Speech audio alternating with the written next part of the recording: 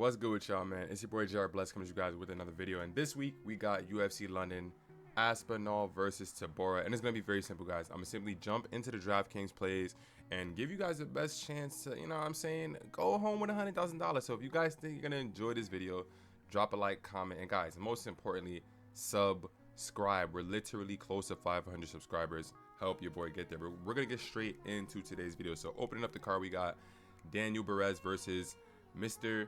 Filo, let's call him Jafel Filo. So this fight's gonna be interesting. Perez is a good fighter, very fast starter. He has good striking, has the ability to grapple. And for Jafel Filo, he is a good grappler, and he does have forward pressure, but his volume is just not that high.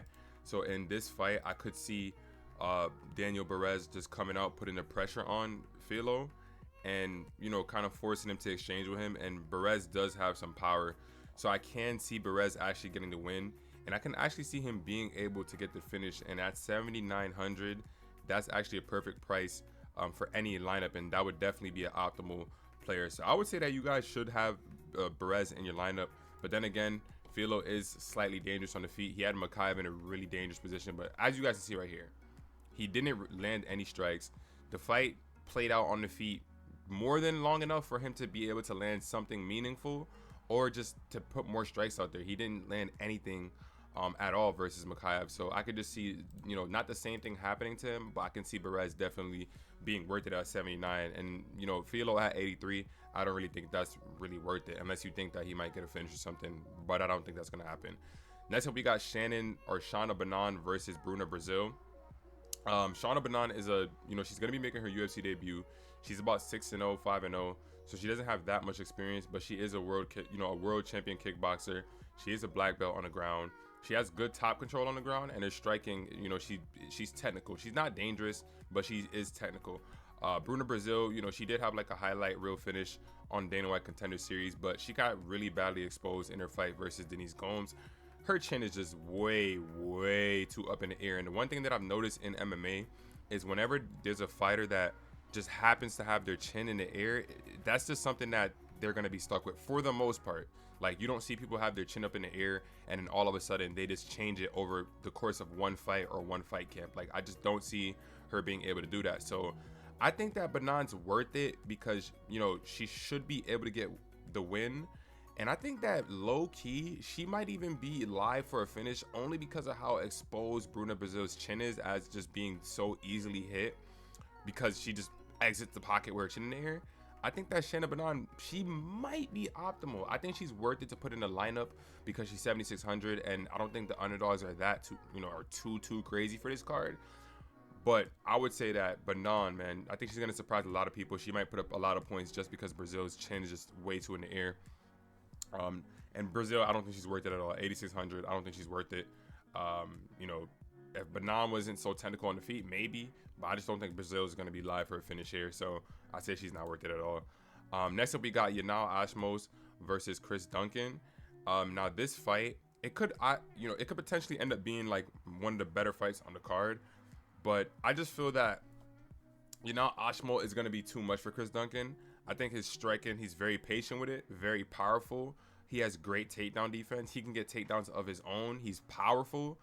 Chris Duncan, on the Contender Series, he was getting beat up and he landed that one shot on the guy and then got him out of there. So he has power himself. But in his most recent fight, we saw him, go to the takedown a lot. So he did show the ability to be able to wrestle. But the thing about Yanal Ashmos is that he can defend takedowns and he can get takedowns of his own. So I see him trying to do that, trying to get takedowns on Yanal, but I can see the power being a problem for Chris Duncan. And I can see Yanal being able to get takedowns of his own. So if it even gets to that point, I see Yanal getting a finish in this fight. So I would say that Yanal is worth it to put in the lineup. And, people are going to definitely think that Chris Duncan can get it done too, because he does have some power too, and he does have the ability to wrestle. So if you guys think that Chris Duncan will be worth it, go ahead and take a shot at him. I'm not going to cancel him off like I did with the other fighters. But I would say that Yanal Ashmos is definitely more worth it at 7,800. Next up, we got Penny Kianzad versus Ketla Vieira. Now this fight it's a women's fight, guys. We know how this goes. Obviously you guys saw me break on the other women's fight, but had a little bit more clear of an idea about it, but it's still a women's fight. Anything can happen. In this fight, though, I'm going to lean with Penny Kianze, to get the W. She has the volume. She has the ability, that dog in her, the ability to hang around in the third round and actually still be very active, put out volume. I think Ketlen Vieira, she likes to hang on the cage a bit. She does have the power advantage in this matchup, but it's not like Ketlen Vieira is running around knocking people out. That's not the case. And in her last fight, she did not look good. She kind of was hanging on for dear life, hoping she'd get the win, and she didn't get it versus Pennington. I thought in the fight versus Holly Holm got robbed. I think that Holly Holm won that fight. Then she beat up an old Miesha Tate. She lost to Santos. She beat up Jara Eubanks, who is probably not even in the UFC anymore. Not a great fighter. So it's like, to me, I don't think, she's really been winning any of her fights, to be honest. And her fight style is not anything dangerous. Neither is Penny Kianzad, but she does have a higher volume. And both girls really have good takedown defense. So I can see Penny just putting it, the volume up out there. And her being able to get it done. And at 7,100, she's not going to be probably, I wouldn't say she's optimal, but if you want to make a lineup where you're hunting for points, this could be a good idea, because you never know. She could put up 80. Anything above 80 for her will be super worth it.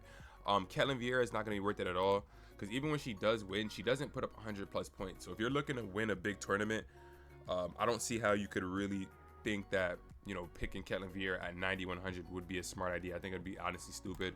So I would say just fade her, avoid her, all in all. Next up, we got Bryan Barberena versus Mahmoud Muradov. Bryan Barberena, we know how he is. Fun fighter, fun style. Is going to put a lot of volume out there. Throw volume. And yeah, that's really what it is with him. But in this fight against Mahmoud Muradov, this guy is very powerful, has the ability to wrestle. Even though he lost his last fight to Caio Barallo, he was able to get 5 minutes of control time against a guy in Caio Barallo who's a beast. If you guys know who Caio Barallo is, he's a beast. Obviously, we seen him lose to Jared Mearshart right here. He got subbed, but he showed some good improvements from, the Mearshart fight in the Barallo fight. It's just that Barallo is a hell of a fighter, good striking, a karate stance striker, insane top control, insane wrestling. So he's a really good fighter. But Muradov showed the ability to be able to control.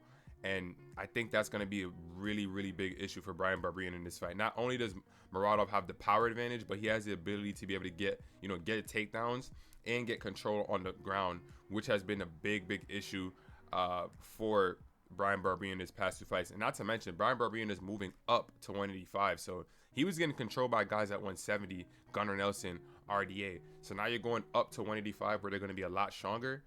I don't really see how this is going to play out well for Bryan Barberena at all. So I would say completely fade him, and definitely pick Mahmoud Muradov. I don't know if he should be in your lineup, but he's definitely probably going to be an optimal piece. I think he's definitely worth it to put in your lineup for sure. Next up, we got Mick Parkin versus Jamal Pogues. This fight's going to be a little bit interesting. I mean, it's a heavyweight fight, right? Jamal Pogues can run out there and get a knockout, and Parkin can do the same thing. The thing about this fight to me, though, Parkin showed the ability to be able to reverse positions when he's being taken down and not accept being down. And Pogues, he's a good wrestler, showed the ability to get great double legs in the open. But I just think that Parkin has the power advantage, and Pogues did show that he could have his back be taken by a guy like Josh Parisian that's not known to be any sort of grappler. Jamal Pogues put himself in some really bad positions, and in Parkin's last fight, he was going up against an undefeated fighter who, gave up his back, and Parkin was able to lock in a submission. And he also has the power advantage. So I think that Parkin is worth it at 7,300. Do I think that Jamal Pogues is worth it at 89? Not really, because, in a fight like this versus Parisian, I would have thought that Pogues would have put up a lot more points because it was just so easy for him to take down Parisian. But obviously, he couldn't keep him down for too long. I mean, he kept him down for damn near half the fight, realistically speaking. But at the same time, it's like, yeah, Mick Parkin is a lot stronger than Parisian, and he has a lot more power than Parisian. So I would say that Parkin's worth it to have in a lineup. Pogues, not so much. Next up, we got Mark Jacasey versus Joel Alvarez. Now, the thing with Mark Jacasey, he's just in a delusional state right now. Like, I can tell you guys that right now. This just looking at his face pisses me off. I'm not even gonna lie to y'all. Like, if you guys didn't see his last fight with Michael Johnson, you need to go watch it. The guy's just extremely, extremely, extremely delusional. These 2 wins he got right here was over strikers. He wrestled. You guys see right here, he got 8 takedowns, 11 takedowns, and he was able to get the win. And, you know, he was able to have really, really good control time, which was kind of like, what is going on here? But as y'all can see, every other fight, he was sitting there running around losing. And I think that's going to be the same case for him in this fight versus Joel Alvarez. Joel Alvarez is super, super dangerous, has extreme pressure with his striking, and he's a monster on the floor. Monster on the floor. And not only that, now he's getting KOs, TKOing people. It's like, I don't really see how, you know, Jacasey has a chance here. And I feel like Jacasey's going to be that type of guy to shoot on Joel Alvarez, even though he really shouldn't be shooting against an opponent like this. He's one of those people, just like Holly Holm. We seen it with Holly Holm last week. She's over here trying to shoot takedowns on Mayra Bueno Silva when she's clearly the better BJJ person. You shouldn't be doing that. And with a guy like Mark Jacasey, who was so concerned about, you know, damn near being out of the UFC, that he had to start wrestling, you know, and doing all this stuff, I think that he's going to just rely on that ability to be able to try to get takedowns. Like he did it with Michael Johnson. He shot like 4 or 5 takedowns on Michael Johnson. And Michael Johnson has great takedown defense. So if you shoot against Joel Alvarez, you're going to end up in a guillotine choke, arm bar, anything is possible. And the only 2 people that Joel Alvarez has lost to is Arman Sarukian, who's ranked, and Damir Ismagulov, who's ranked. Thiago Moises was once upon a time ranked. He beat him. Duffy, we know the history of him. He beat him. So he has some 2 good wins on his record, and the 2 losses he has is to like top ranked guys. So I think Joel Alvarez is definitely worth it at 9K, because I feel like Jacasey's going to put himself in a bad position he doesn't even have to be in. I feel like he would have the ability to kind of just like try to stay at range and try to strike, but I just really, really feel like he's going to feel the need to try to go for takedowns and try to get top control, and he's going to put himself in a really, really bad position. So I would say maybe not fade Jacasey, but if you're going to play him, be careful. Be careful. That's all I'm going to tell you. I think Alvarez is worth it. I don't think Jacasey's worth it, but play him at your own risk. Next up, we got Danny Roberts going up against Johnny Parsons. Now, Johnny Parsons, he's like a Muay Thai striker. He's going to put the pressure on.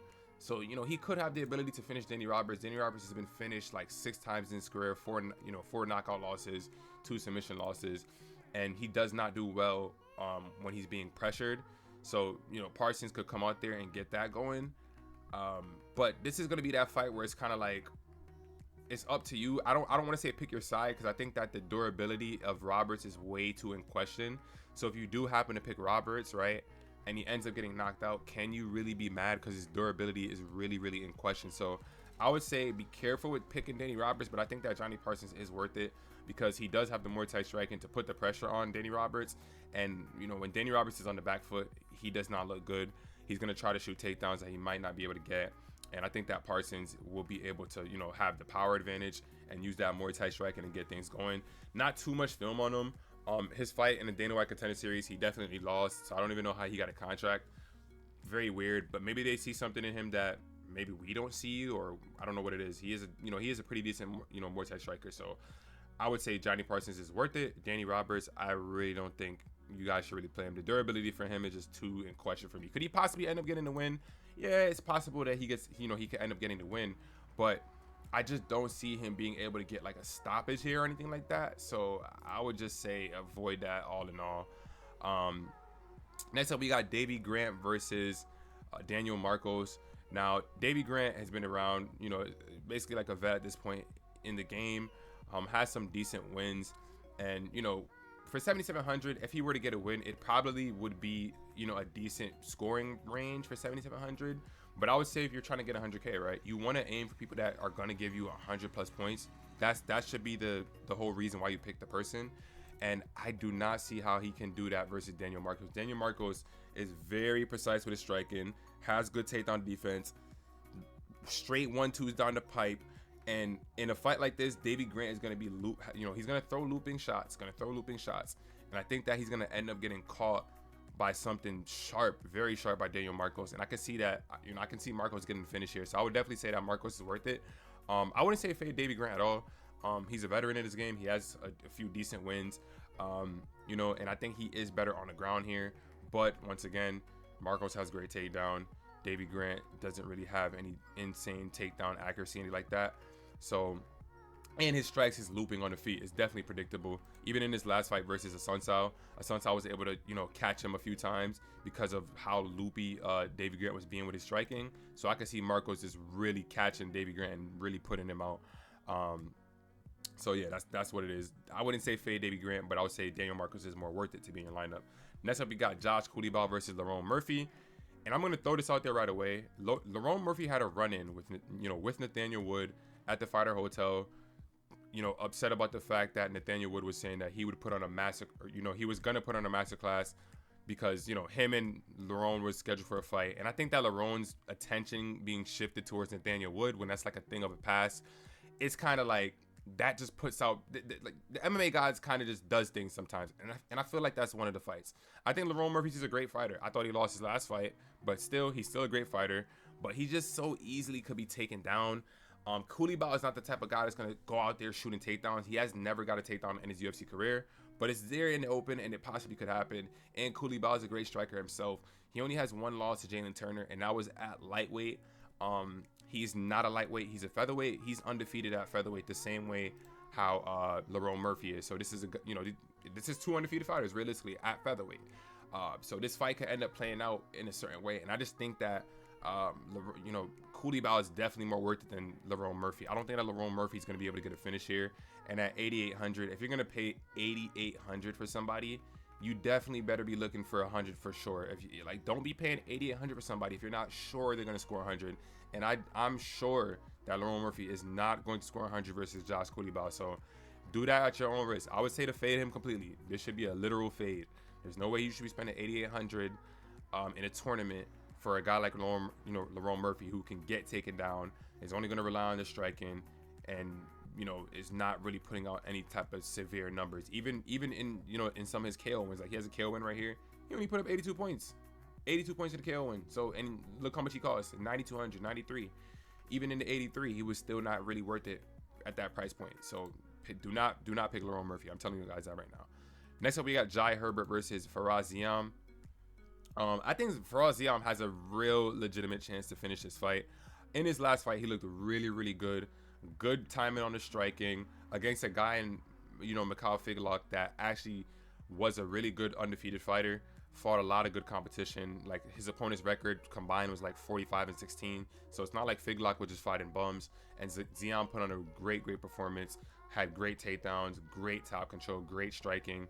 And I just think in a fight like this versus a guy like Jai Herbert, who's just on the back foot, kind of just sitting there waiting and not really dangerous, I just don't think that there's anything that, Jai Herbert can really do to say that he'll be worth it to put in your lineup to where you say, okay, he's going to be worth it to where I can put him in my lineup and rely on him to score a good amount of points. He's just not going to be worth it. But I definitely think that Ziam is definitely going to be worth it. He's going to have Jai Herbert on the back foot. He's going to be able to get the takedowns. He's going to be able to have the top control. And I think he's definitely worth it at 87. I would say to completely fade Jai Herbert. Don't even put him in the lineup. Even if he does happen to get the win, he's not going to score points. So do not have Jai Herbert in your lineup.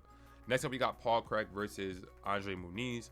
And Andre Muniz should literally dominate this fight. I mean, Paul Craig is coming down from light heavyweight. He was already chinny at light heavyweight. So for him to go down to 185 and then all of a sudden just not be chinny against a guy like Muniz that does have power is just unlikely to me. I think he's going to get rocked on the feet badly. And I just don't see a way how he can get the fight to the ground. Muniz is not going to be looking to shoot takedowns on a guy like Paul Craig. And he does have the ability, he's a better striker. Let's just say that, right? He's a better striker. And if you're going against a chinny guy like Paul Craig, who has had his chin checked a bunch of times at light heavyweight, on the ground, on the feet, I think that Muniz can definitely hurt him. And, would I say that Muniz could get a submission? Possibly so, yeah. But I just think that he's going to end up getting a KO, like a knockout. I see a knockout here happening. I just don't think that Paul Craig's chin at 185 is going to hold up at all. Like, he already looked in shape at 205. So him cutting down to 185, it's like, I don't think that's going to be a great idea, but let's see what happens. I would say to just, if you want to play Paul Craig, that's not too bad of an option because there's always a chance that he can throw up a random triangle. And we've seen Muniz be submitted in his last fight versus Brandon Allen, even though Brandon Allen's really good on the ground. We didn't think that Muniz would have been the guy to get submitted. We did not think that at all. So to see that happen was crazy. But playing, Paul Craig wouldn't be too far-fetched. And playing Muniz, I think, is a great option too. So I would say this is a pick your side kind of thing, because not really pick your side, because Paul Craig should definitely lose, but playing Paul Craig in a few lineups, it wouldn't be a bad idea. I would say Muniz would be kind of worth it. Next up, we got Andre Touchy-Feely versus Nathaniel the Future Wood. And I think that this fight's going to be interesting, because I think that Nathaniel Wood is going to get close. You know, he's going to close the distance because he has to. He's a shorter fighter, shorter reach. He's going to have to close the distance on Feely. Short boxing, dirty boxing. I see him being able to do that to Feely. He has, you know, Nathaniel Wood has really good trips inside the clinch, in the pocket, in that, you know, that short, dirty boxing range. So I think that's going to be a bit of an issue for Feely. But I do respect Feely a lot. So if you guys do want to play him because you feel like he can win this fight, it's not really that much of a bad idea. But Nathaniel Wood has shown to, you know, have that power still up there at 145, you know, coming up from 135 in his last fight to 145 to fight Charles Jourdain, who's dangerous on the feet. The way how Nathaniel Wood was able to actually, you know, outstrike him, take him down, get some good control time. And the takedowns were very effortless. Like, they were, like, I think it was like 4 trips, and there was only one takedown that he got, like, against the cage, but he was not even exerting too much energy the way how he was fighting. So I love Nathaniel Wood at 9,200. Do I think he's gonna get 100 points? That's up for a debate. I don't really know if I would be the guy to play him in my main lineup to say, okay, I'm trying to get 100K. I think he's gonna score 100 points.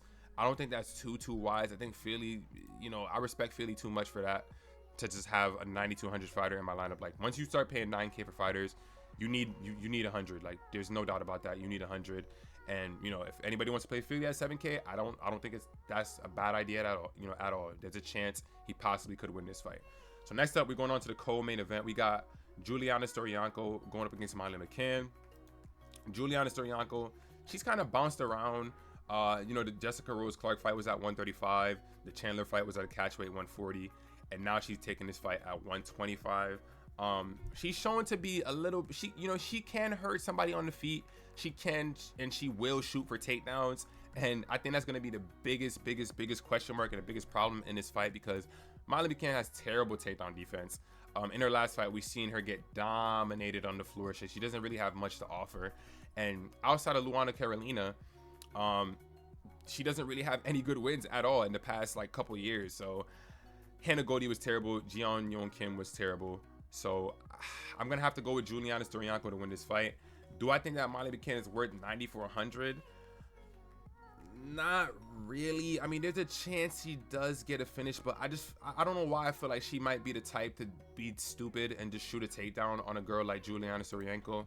And I think that Juliana, you know, cutting to 125, I think this is going to be the best version of her, because her being at 140 didn't make any sense. Her being at 135, that's where she got her last victory. Looked really great in the Jessica Rose Clark fight. Was able to get a takedown, get top control, and instantly switch over to the armbar. So I think she's definitely worth it at 6,800, guys. You guys should definitely play her. And a lot of people are going to be sleeping on Juliana Storyanko because of the fact that this is in London. Molly McCann's fighting, so I guess people probably think like this is like some type of thing where, you know, Molly McCann's co-main event, she's gonna have another big win. Oh my god, she's gonna go crazy, run around with a fake belt again. I don't know. I don't really think so. Can Molly get the finish? For sure. For sure she can possibly get the finish. But I just think that if Julia can get the fight to the ground, which she's shown the ability to be able to do in her past 2 fights, one of them was a finish at 135, the other she lost to a bigger person at 140. If she can get the fight to the ground and she can get Molly to the ground, I see Molly getting submitted instantly. That's what I see, to be honest. So it's up to you guys. Do as you please with this fight. That's my take on it. I'd rather take Juliana before I rely on Molly McCann at 9,400. I don't want to do that. So last but not least, we got the main event. Marcin Tybura going up against Tom Aspinall. And honestly, Tom Aspinall should dominate this fight, right? He should dominate this fight. All of his wins have come within the first and second round. That's what should happen for sure, right? The only thing that worries me, right? There's 2 things that worries me about Tom Aspinall. Number 1, he's coming off that injury to, you know, Curtis Blades. Yeah, it's a whole entire year later. That's literally a whole year later. I get that. But at the same exact time, this guy has never been to a 3rd round in his entire fighting career, right?